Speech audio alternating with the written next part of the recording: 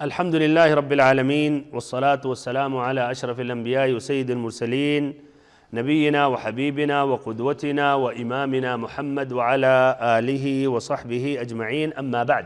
اللهم علمنا ما ينفعنا وانفعنا بما علمتنا وزدنا علما نافعا وعملا صالحا يا رب العالمين.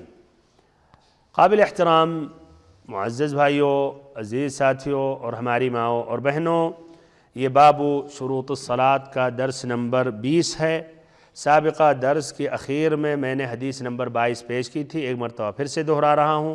وعن ابی قتادہ رضی اللہ عنہ قال كان رسول اللہ صلی اللہ علیہ وسلم يصلي وهو حامل أمامة ابنة زینب فإذا سجد وضعها وإذا قام حملها، متفق علیہ ولمسلم وهو يؤم الناس في المسجد۔ حدیث کا ترجمہ حضرت ابو قتادہ رضی اللہ عنہ سے مروی ہے کہ رسول اللہ صلی اللہ علیہ وسلم نماز پڑھاتے ہوئے اپنی نواسی امامہ بنت زینب کو اٹھائے ہوئے ہوتے۔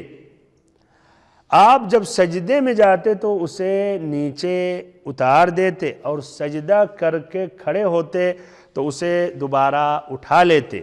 بخاری و مسلم، اور مسلم میں یہ اضافہ بھی ہے، آپ لوگوں کو مسجد میں امامت کرا رہے ہوتے، آپ لوگوں کو مسجد میں امامت کرا رہے ہوتے تھے۔ حدیث کی تخریج، یہ تفصیل کے ساتھ یہ بات گزر گئی، تخریج میں نے پیش کی، پھر اب پہنچ رہے ہیں اس حدیث میں جو الفاظ ہیں جن کی وضاحت کی ضرورت۔ کان رسول اللہ صلی اللہ علیہ وسلم یصلی، کہ آپ صلی اللہ علیہ وسلم نماز پڑھ رہے تھے۔ یہ کون سی نماز ہے؟ اس میں اس کی وضاحت نہیں کی گئی، لیکن ایک دوسری روایت ہے جس سے بات واضح ہوئی کہ یہ صلاۃ الظہر ہے یا صلاۃ العصر، جس طرح کہ ابو داؤد نے روایت کی ابو قتادہ رضی اللہ عنہ سے۔ ابو قتادہ یعنی یہی حدیث ہے، لیکن ابو داؤد روایت کرتے ہیں، اس کے الفاظ مختلف ہیں جس میں مزید وضاحت ہے۔ کہتے ہیں ابو قتادہ رضی اللہ عنہ بینما نحن ننتظر رسول اللہ صلی اللہ علیہ وسلم للصلاة فی الظہر او العصر، کہ ہم ایک مرتبہ نبی صلی اللہ علیہ وسلم کا انتظار کر رہے تھے نماز میں، ظہر میں یا عصر میں۔ وقد دعاہ بلال للصلاة، بلال رضی اللہ عنہ گئے بلانے کے لیے آپ صلی اللہ علیہ وسلم کو، کہ ٹائم ہو گیا نماز یا جماعت کی۔ اذ خرج الینا وامامة بنت ابی العاص بنت ابنتی علی عنقہ، تو آپ صلی اللہ علیہ وسلم نکلے اور آپ کے کندھے پر آپ کی بیٹی کی بیٹی زینب بنت النبی صلی اللہ علیہ وسلم کی بیٹی کون؟ امامہ بنت زینب بنت محمد صلی اللہ علیہ وسلم، آپ صلی اللہ علیہ وسلم کی گردن پر تھیں۔ فقام رسول اللہ صلی اللہ علیہ وسلم فی مصلی، تو آپ صلی اللہ علیہ وسلم آگے بڑھے مصلی پر۔ وقمنا خلف، اور ہم پیچھے صف باندھ کر کھڑے ہوئے۔ وہی فی مکانہا الذی ہی فیہ، اور وہ اسی جگہ پر تھی جس جگہ پر تھی، یعنی کندھے پر تھی جب نکلے اور اسی کندھے ہی پر رہیں، اور آپ نے امامت کی، ایسی حالت میں آگے بڑھے۔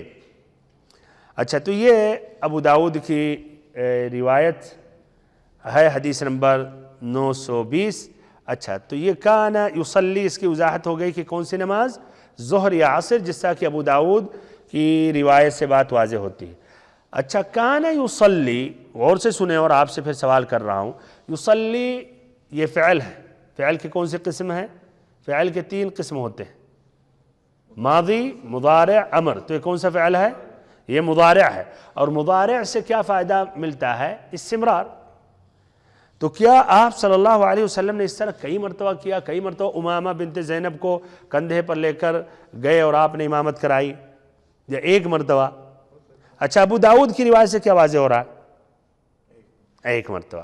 اسی لیے یہ اگرچہ اس عبارت سے فعل مضارع سے استمرار کا معنی پایا جاتا ہے یا تکرار کا معنی پایا جاتا ہے، تکرار کا معنی پایا جاتا ہے، اور فعل مضارع کا معنی ہوتا ہے استمرار، وہی تکرار، یعنی کئی مرتبہ ایسا ہوتا رہا، لیکن یہاں مراد کیا ہے؟ ایک ہی مرتبہ کے لیے، جس طرح کی ابو داؤد کی روایت سے بات واضح ہوتی ہے۔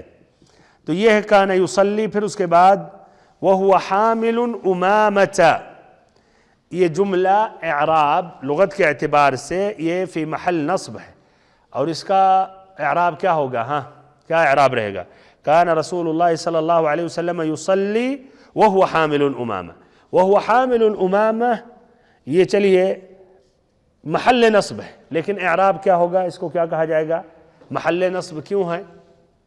حال، محل نصب ہے، حال اس کو کہا جائے، عربی میں کہتے ہیں حال، جیسے جاء محمد راکبا، محمد آیا راکباً، راکباً یہ حال ہے، تو اور حال جو ہوتا ہے وہ منصوب ہوتا ہے، وہ منصوب ہوتا ہے، تو اس طرح وہو حامل امامہ یہ جملہ فی محل نصب ہے علی الحال، یعنی جو فاعل ہے یصلی، یصلی یہ فاعل ہے اور اس کا حال فاعل یصلی یعنی نبی صلی اللہ علیہ وسلم، اور وہ حال کس کیفیت میں آپ نے نماز پڑھی؟ وہو حامل امامہ۔ اچھا، حامل امامہ کہا جائے گا یا حامل امامہ؟ حامل تنوین سے اس کو اسم فاعل کہا جائے گا، حامل، اور اسم فاعل جو ہے وہ فعل کا عمل کرتا ہے، تو اس طرح امامتا منصوب ہے باسم الفاعل علی انہ مفعول بھی، حامل تو اس طرح اسم فاعل ہے اور وہ فعل کا جو عمل ہوتا ہے وہی، یہ بھی اس کے اندر یہی پاور ہوتا ہے، تو حامل اس طرح فاعل حقیقت میں وہ نبی صلی اللہ علیہ وسلم ہے، اور امامتا یہ مفعول بھی ہے منصوب باسم الفاعل۔ اچھا، کیا اس کو حاملو بھی پڑھ سکتے ہیں؟ تو ہاں، لغت میں حاملو امامتا بھی پڑھ سکتے ہیں، تو اگر حاملو پڑھا جائے گا تو امامہ کا کیا اعراب رہے گا؟ ہاں کیا امامہ کا اعراب رہے گا؟ وہو حامل امامتا، تو امامتا یہ مضاف الیہ ہو جائے گا، مضاف الیہ ہو جائے گا۔ اور اسی کی طرح قرآن مجید میں ایک آیت کریمہ ہے سورۃ الطلاق میں، آیت نمبر 3 میں، ان اللہ بالغ امرہ، بالغ امرہ، ان اللہ بالغ، ان یہ حرف نصب ہے توکید، اللہ اسم الجلالہ، اسم ان منصوب ہے، اللہ، اور بالغ خبر ہے مرفوع، وہو مضاف، امرہ مضاف الیہ، ان اللہ بالغ امرہ۔ اور ایک دوسری قرأت میں، یہ جو قرأت مشہور ہے وہ ہم نے ایسے یاد کیا ہم سے بھی، ان اللہ بالغ امرہ، لیکن ایک دوسری قرأت کیا ہے؟ ان اللہ، ہاں دوسرا تنوین سے کیا ہوگا؟ بالغن، پھر ماشاءاللہ، ان اللہ بالغ امرہ، جس طرح ادھر حامل امامتا، تو ان اللہ بالغ امرہ، یہ بھی صحیح ہے ماشاءاللہ۔ اچھا، تو یہ حامل، یہ لغت کے متعلق تھے کچھ تفصیلی باتیں۔ بہرحال ابو داؤد کی ایک روایت میں یہ آتا ہے، بینما نحن فی المسجد جلوسا خرج علینا رسول اللہ صلی اللہ علیہ وسلم یحمل امامہ، پھر اس میں آتا ہے وہی صبیہ، کہ ہم ایک مرتبہ مسجد میں تھے، بیٹھے تھے، آپ صلی اللہ علیہ وسلم آئے اور آپ صلی اللہ علیہ وسلم امامہ کو اٹھائے ہوئے تھے، پھر آتا وہی صبیہ، اور وہ کیا؟ ایک بچی تھی، جس سے کیا بات واضح ہوئی کہ اس وقت کافی چھوٹی تھی، جس سے کچھ نے کہا کہ 3 سال کی تھی یہ تقریباً۔ اچھا، تو یہ حامل امامہ۔ اچھا، امامہ یہ کون ہے؟ ہاں بھائی، امامہ کیا اب تک کیا پتہ چلا کہ امامہ یہ کون ہے؟ نبی صلی اللہ علیہ وسلم کی بیٹی ہے، کیا ہے؟ نبی صلی اللہ علیہ وسلم کی نواسی۔ اچھا، تو ان کی ماں کون ہے؟ زینب۔ اچھا، ان کے والد؟ ابو العاص، ماشاءاللہ۔ تو یہ امامہ حمزہ پر پیش ہے اور دونوں میم پر تخفیف ہے، امامہ، امامہ نہیں امامہ، بنت ابی العاص ابن الربیع، یہ نبی اکرم صلی اللہ علیہ وسلم کی زمانے میں پیدا، نبی صلی اللہ علیہ وسلم کے موجودگی میں آپ کے زمانے میں پیدا ہوئی یہ نواسی آپ کی، اور آپ صلی اللہ علیہ وسلم ان سے محبت کرتے تھے، اور انہوں نے شادی کی علی ابن ابی طالب رضی اللہ عنہ سے، فاطمہ رضی اللہ عنہ کے انتقال ہونے کے بعد۔ امامہ بنت زینب، ادھر ایک سوال، بنت زینب کیوں نہیں کہا گیا امامہ بنت ابی العاص؟ اس لیے کہ بچی کی نسبت باپ کی طرف ہوتی، تو ادھر کیوں راوی نے کہا امامہ بنت زینب، نہیں کہا امامہ بنت ابی العاص؟ اچھا صحیح، اور مزید واضح؟ اس لیے ماں کی طرف منسوب کیا گیا، اس لیے ماں کا جو مقام اور رتبہ ہے اور وہ جو شرف اور وہ منزلت ہے کہ وہ نبی صلی اللہ علیہ وسلم کی بیٹی ہے، اسی لیے امامہ کی تشریف شرف بیان کرنے کے لیے کہ یہ امامہ کون ہیں، ہاں نبی صلی اللہ علیہ وسلم کی بیٹی کی بیٹی، اس لیے ماں کی طرف منسوب کیا گیا۔ کچھ اہل علم نے کہا اس لیے کہ ان کے والد اس وقت مشرک تھے، تو ایک مشرک کی طرف منسوب کرنے کے بجائے نبی ماں کی طرف منسوب کیا گیا۔ یہ زینب، اچھا یہ کون ہے زینب ابنۃ النبی صلی اللہ علیہ وسلم؟ یہ نبی صلی اللہ علیہ وسلم کی سب سے بڑی بیٹی ہیں، بلکہ کہا جاتا ہے سب سے، یعنی پوری اولاد میں یہ سب سے بڑی یہی تھی، یعنی جو خدیجہ رضی اللہ عنہا سے جو پیدا سب سے پہلے کون ہوا آپ کے بچے اور بچیوں میں، یہی زینب رضی اللہ عنہ۔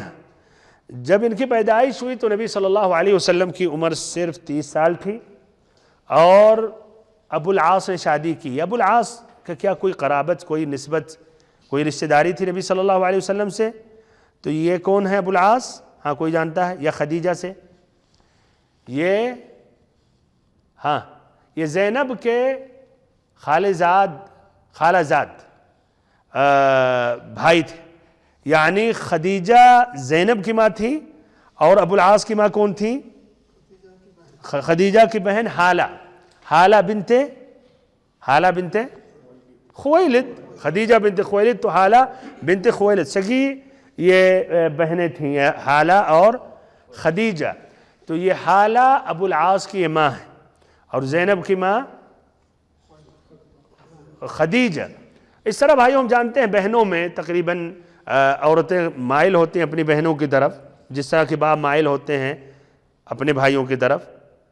اب اس طرح اندازہ لگا لیں اپنے زمانے میں جس کا غلبہ زیادہ ہوتا ہے اسی طرف، اگر قریبی رشتہ داری میں شادی ہو رہی ہے تو اسی طرف جا کے لڑکا شادی کرتا ہے، اگر باپ کا غلبہ زیادہ ہے تو چچیری بہن سے شادی کرتا ہے، اور اگر ماں کا زیادہ رہتا ہے تو پھر خالے سے، جہاں یعنی اس کا ہے، اور بہت سی جگہوں پر آپس میں مثلا مناسب نہیں سمجھتے ہیں۔ بہرحال یہ تمام یہ چیزیں جائز ہیں۔ تو آپ صلی اللہ علیہ وسلم نے ان سے شادی کرائی تھی، یہ نبوت سے کچھ عرصے پہلے، پھر بہرحال زینب نے اسلام قبول کیا اور انہوں نے ہجرت کی، اور ابو العاص نے اسلام نہیں قبول کیا۔ اور بھائیو ایک واقعہ غزوہ بدر میں آتا ہے، جانتے ہیں غزوہ بدر میں 70 کو قید کیا گیا، 70 مشرکین قتل کیے گئے، اور پھر آپ صلی اللہ علیہ وسلم نے کچھ مقابل لے کے انہیں معاف کر دیا۔ تو اس میں زینب دیکھیں سبحان اللہ، یہ بھی ایک وفاداری ایک بیوی کا اپنے شوہر سے، اگرچہ وہ شرک پر تھے لیکن تب بھی ایک قریبی رشتہ داری ہوتے ہوئے اور ایسے ہی شوہر ہوتے ہوئے انہوں نے جو خدیجہ رضی اللہ عنہا نے ہار دیا تھا، وہ ہار دیا تھا اس کے عوض میں کہ ابو العاص کو چھوڑ دیا جائے۔ تو نبی صلی اللہ علیہ وسلم اس قدر متاثر ہو گئے ہار دیکھ کر خدیجہ رضی اللہ عنہا کو یاد کر کے کہ اجازت انہوں نے طلب کی کہ صحابہ کرام اگر آپ چاہیں تو یعنی بغیر معاوضہ لیے انہیں معاف کر دیا جائے۔ بہرحال صحابہ کرام آپ صلی اللہ علیہ وسلم کی بات تو ٹالنے والے ہرگز نہیں تھے، لیکن یہ بھی آپ کا یہ ادب اور آپ کا خلق اور یہ عدل اور انصاف، آپ نے اجازت لی، بہرحال انہوں نے اجازت دے دی، اور اس طرح انہیں یعنی چھوڑ دیا گیا، رہائی کی گئی ان کی۔ انہوں نے اسلام قبول کیا فتح مکہ سے پہلے، محرم سن 7 ہجری میں پھر انہوں نے ہجرت بھی کی۔ جب ہجرت کی تو نبی صلی اللہ علیہ وسلم نے پھر زینب کو ان کے عقد زوجیت میں واپس کیا، اور شروع میں نہیں، جب تک وہ مسلمان نہیں ہوئے تھے تو اس طرح الگ ہی رہیں۔ اس طرح دیکھیں بھائیو، نبی صلی اللہ علیہ وسلم جن کا اتنا اونچا مقام اور رتبہ ہے، تب بھی وہ دنیاوی اعتبار سے آپ بھی اتنی محنتوں اور مشقتوں سے گزرے۔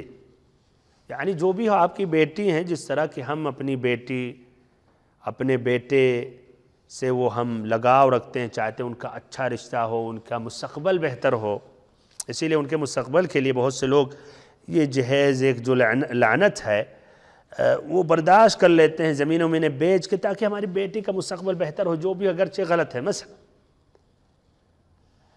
تو آپ صلی اللہ علیہ وسلم کی بیٹی دیکھیں اس طرح اتنے سال تک یعنی الگ رہیں، لا شک یہ بھی ایک یہ آسان یہ نہیں رہا، آپ صلی اللہ علیہ وسلم کو اس طرح صبر کرتے رہے، تو دنیاوی اعتبار سے آپ نے بہت کچھ جھیلا۔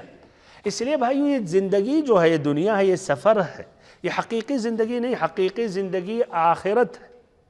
اسی لیے اس آخرت کے لیے دنیا میں برداشت کر لینا چاہیے، صبر کر لینا چاہیے، محنتوں اور مشقتوں کا سامنا کر لینا چاہیے، بلکہ اسلام کی عزت کے لیے جان بھی دینا ہو تو جان بھی دے دینا چاہیے۔ آسانی سے بھائیوں یہ اسلام پر قائم رہنا بھی آسان نہیں ہے، اس کے لیے بھی خون اور ایسے جان دینی پڑتی ہے۔ تو اسی لیے مختلف مراحل میں ایسے حالات آتے ہیں، افسوس کے ساتھ ایک بہت بڑا طبقہ اپنی فکر کرنے لگتا ہے، اور ایسے ہی اگر سب کی فکر اپنی ہو جائے تو کل سب کو کٹنا ہے، بالترتیب کٹنا ہے۔ اسی لیے آگے بڑھنا چاہیے اللہ کی خاطر۔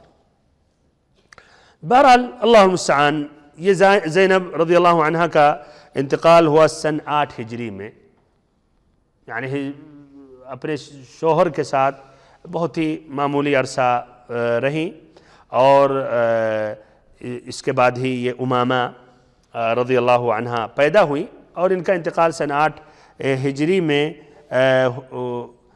انتقال ہوا، اور ام عطیہ رضی اللہ عنہ نے غسل دیا، اور خواتین کے ساتھ ان کا آئے گا کتاب الجنائز میں بھی، جب غسل دے رہی تھی تو نبی صلی اللہ علیہ وسلم نے جو بتایا طریقہ کہ کس طرح غسل دیا جائے، تو یہ زینب رضی اللہ عنہ ہیں، ان کے متعلق اختصار ترجمہ پیش کیا۔ بہرحال آگے بڑھتے ہیں۔ صحیحین میں صحیح امام بخاری اور مسلم کی ایک روایت میں آتا ہے، یہ جو لفظ دیکھ رہے ہیں، وَهُوَ حَامِلٌ أُمَامَةَ بِنْتَ زَيْنَبْ وَلِأَبِي الْعَاصِ، یعنی امامہ جو زینب کی بیٹی اور ایسے ہی ابو العاص، تو یہ کہتے ہیں معطوف ہے ولی ابی العاص علی زینب، اور زینب پہ لام مقدر ہے، یعنی تقدیر بنت لزینب ولی ابی العاص۔ اچھا، اس طرح کیوں اس کا نسبت ان کے باپ کی طرف کیا گیا؟ باپ کی طرف پھر کیوں ان کی نسبت کی گئی، یعنی اس روایت میں؟ ہاں اچھا، ادب بیان کرنے کے لیے، اس لیے ادباً لڑکے یا لڑکی کو باپ کی طرف منسوب کرنا چاہیے، واضح کرنے کے لیے کہ ان کا جو حقیقی باپ تھے وہ ابو العاص تھے۔ اسی لیے امام بخاری نے کتاب الادب میں اس کو ذکر کیا، اور یہ لفظ ادھر بیان کیا انہوں نے، خرج علینا نبی صلی اللہ علیہ وسلم امامۃ بنت ابی العاص علی عاتقہ، اور وہاں ذکر کیا کہ امامہ بنت ابی العاص آپ کے کندھوں پر تھیں یا بیٹھی تھیں، اور ادب کا تقاضا یہ ہے کہ آدمی کو اس کے باپ کی طرف منسوب کیا جائے، اور اس کی یعنی توہین نہ کی جائے، مثلا کسی اور کی طرف نسبت کر کے یا لمز یا غمز کرتے ہوئے۔ بہرحال فَإِذَا سَجَدَ، آگے بڑھتے ہیں، فَإِذَا سَجَدَ وَضَعَهَا، جب آپ صلی اللہ علیہ وسلم سجدے میں جاتے تو امامہ رضی اللہ عنہ زمین پر بیٹھا دیتے تھے، یہ معطوف ہے یصلی پر، فَإِذَا سَجَدَ وَضَعَهَا۔ وَإِذَا قَامَ، اور جب آپ کھڑے ہوتے تھے، کس چیز سے، کہاں سے؟ سجدے سے، دوسرے سجدے سے جب کھڑے ہوتے تھے دوسری رکعت کے لیے، یا تیسرے سجدے سے کھڑے ہوتے تھے چوتھی رکعت کے لیے، یا تشہد اول سے کھڑے ہوتے تھے تیسری رکعت کے لیے، تو آپ صلی اللہ علیہ وسلم اٹھا لیتے تھے۔ اچھا بھائی، ادھر ایک سوال ہے، ادھر یہ آتا ہے سجدے کے وقت آپ صلی اللہ علیہ وسلم نیچے اتار دیتے سجدے کے وقت، اور جب کھڑے ہوتے تو اٹھا لیتے، لیکن رکوع کے وقت، رکوع کے وقت کیا کرتے تھے؟ کیا اٹھائے رہتے تھے؟ رکوع کیسے آدمی اٹھائے گا رکوع کے وقت؟ نماز میں کھڑا کندھے پہ رکھا ہوا ہے، لڑکی کو اس طرف رکھ دیا، چھوٹی بچی 3 سال ایک طرف بھی، ایک پیر ادھر ایک پیر ادھر کر سکتا ہے، یا اس طرح بھی کر سکتا ہے، یا ایک پیر ادھر ایک پیر ادھر، لیکن رکوع کے وقت کیسے؟ یعنی اس کو بھی اپنے ساتھ جھکائیں گے آپ۔ اچھا چلیے، ممکن سجدے کا ذکر آتا ہے، اٹھنے کا ذکر آتا، رکوع کا ذکر نہیں آتا، لیکن رکوع میں بھی آپ صلی اللہ علیہ وسلم نیچے اتار دیتے تھے، جس طرح کی اور روایتوں میں آتا ہے۔ بخاری اور مسلم کی ایک روایت میں فَإِذَا رَكَعَ وَضَعَهَا، کہ جب آپ رکوع میں جاتے تو نیچے اتار دیتے۔ ایسے ابو داؤد کی ایک روایت میں حَتَّى إِذَا أَرَادَ أَن يَرْكَعَ أَخَذَهَا فَوَضَعَهَا، کہ جب آپ رکوع کے لیے جاتے تو اٹھا کر یا پکڑ کے کندھے سے اتار کے نیچے اتار دیتے، ثم رکع وسجد، پھر رکوع اور سجود کرتے، حتی اذا فرغ من سجودہ ثم قام اخذها فردها فی مکانها، پھر جب آپ رکوع سجود کر کے کھڑے ہوتے تھے پھر اٹھا لیتے تھے اور کندھے پر بیٹھا دیتے تھے۔ واضح ہوئی تب اس طرح بات، رکوع کے وقت بھی اس طرح نیچے اتار دیتے تھے۔ اب اس حدیث سے جو مستنبط فائدے، تو اس میں متعدد فائدے ہیں۔ پہلا فائدہ یہ بہت ہی مہم حدیث ہے بھائیو، اس میں ایک تو یہ بات آئے گی کہ کون سی حرکتیں آدمی اگر نماز میں کر رہا ہے، حرکت کر رہا ہے نماز میں، تو اس کی نماز باطل نہیں ہوگی، اور کب باطل ہوگی، اس کی مقدار کتنی ہے، پھر ایسے ہی کتنی قسمیں ہیں حرکتوں کی نماز میں۔ یہ بہت ہی مہم حقیقت میں یہ ایک درس ہے، اور اس کی تفصیل انشاءاللہ واضح ہوگی ادھر۔ تو چلیے پہلا سبق، پہلا فائدہ اس حدیث سے یہ ماخوذ ہے کہ اس عمل، یہ عمل کیا تھا کہ نماز میں بچے کو اٹھا کر کندھے پر رکھنا دوران نماز، یہ عمل اور اس کے مشابہ عمل سے نماز کیا، ہاں بھائیو، باطل ہو جاتی ہے؟ باطل نہیں ہوتی ہے، چاہے نماز فرض ہو یا نفل ہو۔ ایسے نماز جو پڑھ رہا ہے امام ہو یا منفرد ہو یا ایسے مقتدی ہو، امام ہو یا منفرد ہو یا مقتدی ہو، اس لیے کہ واضح ہے کہ آپ صلی اللہ علیہ وسلم امامت کرا رہتے ہیں کہ نہیں، انہو کان یؤم الناس، جس طرح مسلم کی روایت میں ہے یؤم الناس، آپ لوگوں کی امامت کرا رہے تھے۔ اب اگر امامت کے دوران بچے کو اٹھانا جائز ہے تو اگر منفرد اکیلے پڑھ رہا تو بدرجہ اولا جائز ہے، اور اگر ایسے مقتدی ہے تو وہ بھی جائز ہے۔ اس لیے امام کا مسئلہ زیادہ بھائیو اہم ہوتا ہے۔ تو اگر امام کے لیے جائز ہے تو مقتدی یا منفرد کے لیے بھی جائز ہے، اور اگر فرض نماز میں جائز ہے تو بدرجہ اولا نفل میں جائز ہے۔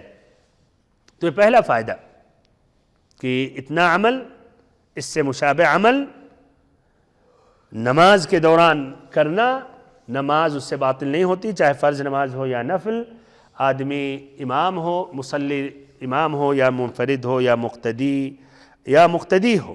ابن رجب کہتے ہیں والحدیث نص صریح فی جواز مثل هذا العمل فی الصلاة المکتوبہ، کہ یہ حدیث نص سے صریح ہے، یعنی اس مسئلے میں واضح دلیل ہے کہ ایسا عمل نماز میں، فرض نماز میں کرنا جائز ہے۔ وَأَنَّ ذَلِكَ لَا يُكْرَهُ فِيهَا، کیا یہ مکروہ ہے بھائیو؟ مکروہ نہیں ہے، بدرجہ اولا کی باطل ہو نماز۔ وَأَنَّ ذَلِكَ لَا يُكْرَهُ فِيهَا فَضْلًا عَنْ أَنْ يُبْطِلَهَا، تو یہ پہلا قول ہے۔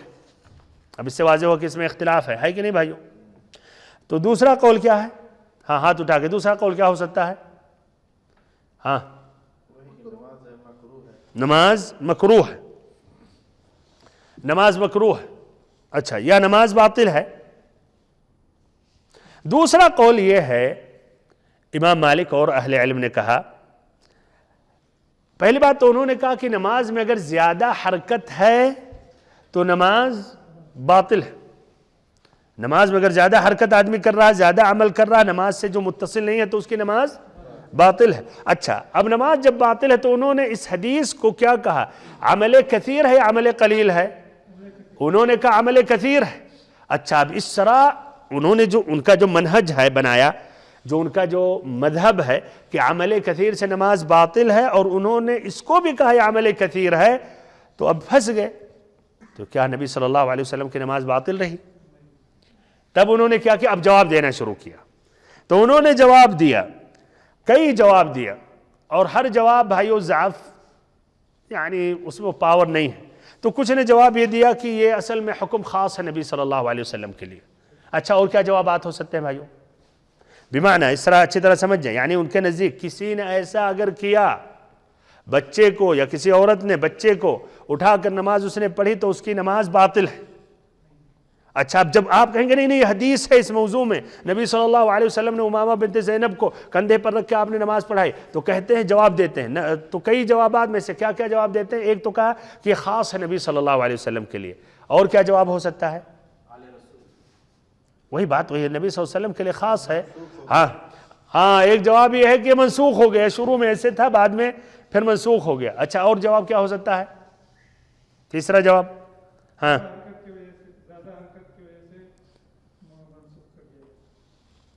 اچھا دوسرا منسوخ. تیسرا جواب دیتے ہیں کہ اصل میں نبی صلی اللہ علیہ وسلم تھوڑی امامہ کو بیٹھا کر کندھے پہ رکھتے تھے, امامہ خود پکڑی رہتی تھی نبی صلی اللہ علیہ وسلم کو, اور آپ اپنی نماز میں مشغول رہتے تھے. اس لیے دونوں میں فرق ہو گیا کہ آپ بچے کو اٹھائیں یا بچہ آپ کو پکڑا ہوا وہ پکڑے ہوئے ہے آپ کو, کہتے دونوں میں فرق. اچھا ایسے ہی کچھ نے چوتھا جواب کیا ہو سکتا ہے بھائیو؟ ہاں ہم نے کہا یہ فرض ہو یا نفل ہو, تو کیا جواب ہو سکتا ہے ان کا؟ کہتے ہیں یہ نفل کے لیے ہے, فرض کے لیے نہیں ہے. ایسے پانچواں جواب دیتے ہیں یہ ضرورت کے تحت ہے, ایسی ضرورت کہ اگر بچے کے پاس کوئی ایسا نہیں مناسب آدمی ملا کہ اس کی حفاظت کرے, کچھ خطرہ ہے, تو ضرورت کے تحت کر سکتے ہیں. تو المہم دوسرا قول ان کا یہ ہے کہ یہ جائز نہیں ہے, بچے کو آپ اٹھا کر, یہ جائز نہیں ہے. کیوں کہتے جائز نہیں؟ کہتے ہیں عمل کثیر ہے, اور عمل کثیر سے نماز باطل ہو جاتی ہے. پھر جب یہ حدیث سامنے آئے تو اس کا انہوں نے کئی جوابات دیا, جس کا جواب میں نے ذکر کیا 5 جوابات. بہرحال 5 جوابات بھائیو صحیح نہیں ہیں. نمبر 1 یہ کہنا کہ نبی صلی اللہ علیہ وسلم کے لیے خاص ہے, تو الاصل آپ صلی اللہ علیہ وسلم کا ہر فعل تمام امتیوں کے لیے ہے, اللہ کی کوئی کلیئر دلیل ہو کہ خاص ہے نبی صلی اللہ علیہ وسلم کے. ورنہ اس طرح بہت سے مسئلے مسائل کو نبی صلی اللہ علیہ وسلم کے لیے خاص کر لیں گے اور آپ امت کو اس سے باہر کر دیں گے, اور ماشاءاللہ اس طرح انہیں وہ عمل عبادت کرنے کی ضرورت نہیں پڑے گی. ایسے جو کہتے ہیں کہ امامہ ہی پکڑی ہوئی تھی, یہ حقیقت میں بغیر دلیل کی ایک توجیہ ہے, اور وہ چھوٹی تھی, غالباً بچے کا وہ سہارا دینا پڑتا, خود سے بچہ نہیں لٹکا رہتا ہے. ایسے ہی یہ کہنا نافلہ, یہ بھی نافل میں بھی صحیح نہیں ہے. اس لیے کیا مسلم کی روایت میں کیا ہے وَهُوَ يَؤُمُّ النَّاسَ فِي الْمَسْجِدِ, اور ابو داؤد کی روایت میں ظہر یا عصر کی نماز تھی, تو یہ بھی اس کا جواب. اچھا پھر یہ کہنا ضرورت کے تحت کہ کوئی بچے کو سنبھالنے والا نہیں ہے, تو یہ بھی غالباً بعید ہے یار. گھر میں آپ صلی اللہ علیہ وسلم کے ازواج مطہرات تھیں, آپ کے لیے خدمت کرنے والے بھی موجود تھے, لونڈیاں بھی تھیں, اور کسی کو یہ بھی حوالے کر سکتے تھے, خوشی بخوشی وہ امامہ رضی اللہ عنہ کی خیال کر لیتے اتنی مدت میں. ایسے یہ کہنا کہ منسوخ, تو منسوخ کے لیے دلیل ہونی چاہیے, منسوخ کے لیے دلیل ہونی چاہیے. بغیر دلیل بس ایسا کہتے رہے منسوخ منسوخ, پورے احکام کو ہٹا دیں, ٹال دیں, باہر کر دیں, یہ نہیں چلے گا. تو یہ بہرحال کئی جوابات یہ تھے جس میں ابن عبد البر نے, القرطبی نے ذکر کیا, اور اس کے جوابات واضح کر دیے گئے. اسی لیے نووی نے بھی ان کے جوابات ذکر کرنے کے بعد کہا فَكُلُّ ذَلِكَ دَعَاوَ بَاطِلَةٌ مَرْدُودَةٌ لَا دَلِيلَ عَلَيْهَا, کہ جتنے یہ جوابات ہیں, یہ جو دعوے ہیں, یہ سب باطل اور مردود ہیں, اس پر کوئی دلیل نہیں ہے. اب ادھر رہی بات کہ نماز میں کتنی حرکت کرنے سے نماز باطل ہوتی ہے, اور کتنی حرکت نہ کرنے سے, کتنی حرکت سے نماز باطل ہوتی ہے اور کتنی حرکت سے نماز باطل نہیں ہوتی, یہ ایک اہم مسئلہ. تو کیا رائے ہے کتنی حرکت, کیا اس کا ضابط, کیا قاعدہ کیا ہے؟ مثلا ہم دیکھتے ہیں کچھ لوگ مسجد میں آتے ہیں, موبائل نکالے, موبائل دیکھے, پھر بند کیے, بند نہیں ہوا, پھر بٹن دبائے, دونوں ہاتھ کیے, پھر نماز ان کی باطل ہوئی یا نہیں؟ کیا رائے, نماز باطل ہوئی اس میں کہ نہیں ہوئی؟ نماز باطل ہوئی, ہاں عمل کیسے باطل ہوئی؟ باطل ہوئی بالاتفاق سبھی کی رائے باطل ہوئی. آپ کہہ رہے نہیں باطل ہوئی, کیا قاعدہ ضابطہ اس میں؟ اچھا دیکھا تو باطل ہے, نہیں دیکھا تو باطل نہیں ہے, تو قاعدہ ضابطہ, اب اس کی کیا دلیل ہے؟ اچھا غیر ضروری چاہے ایک ہی ہو. اچھا تو بہرحال اس کی وضاحت آئندہ درس میں کیا جائے گا کہ کیا قاعدہ, کیا ضابطہ ہے جس کے بنا پر کہا جائے کہ یہ نماز باطل ہے حرکت کرنے سے, اور یہ نماز باطل نہیں ہے. باذن اللہ عز و جل آئندہ درس میں اس کی وضاحت کی جائے گی. اللہ تعالیٰ سے آخر میں دعا کرتا ہوں اللہ تعالیٰ ہم سبھی کو علم نافع عطا کرے, ہم سبھی کو صراط مستقیم پر چلائے. وصلی اللہم وسلم وبارک ونعم علی عبدک ورسولک محمد.